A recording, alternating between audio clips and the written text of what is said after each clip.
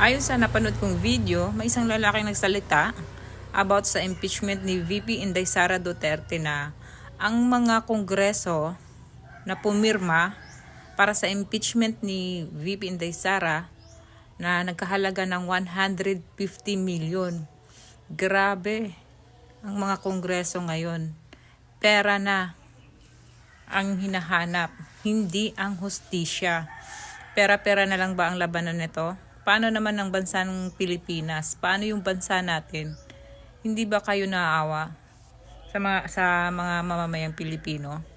Lugmok na ang bansa natin pero wala kayong ginawa. Ang iniisip nyo pera.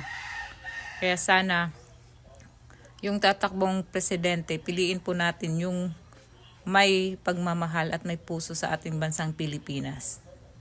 At ipapakita ko sa inyo ang video na napanood ko na siya talaga mismo ang nagsabi na nagkahalagang 150 million ang binayad para sa mga kongreso sa pagpirma para sa impeachment ni VP Inday Sara. Tara, panoorin natin. Nung sinabi niyong meron kapalit yung pag-vote to impeach, magkano yung inaalok?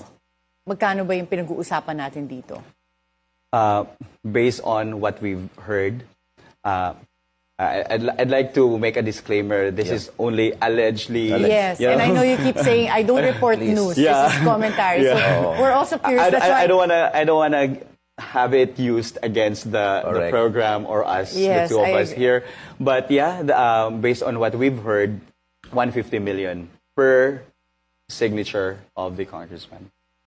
Isipin nyo yun guys, hindi na nila iniisip yung mangyayari sa ating bansa. Basta mabigyan sila ng ganung kalaking halagang pera, sapat na sa kanilang ang pera na yun. Kesa sa ating bansang Pilipinas na nagkakagulo-gulo, na napakahirap ng ating bansa pero pera pa rin ang iniisip nila. Ganun kagahaman ng ating ibang mga kongreso. Hindi ko sila nilalahat pero mostly ganun sila. Mga tao talaga sila ni Tambaloslos, no? Wala talagang pinipili. Basta pera ang pinag-uusapan, ginagrab talaga ng lahat. Kaya guys, pili na lang tayo ng magandang tatakbo sa presidente. Piliin natin yun kung sino yung dapat na iboto. God bless sa ating lahat.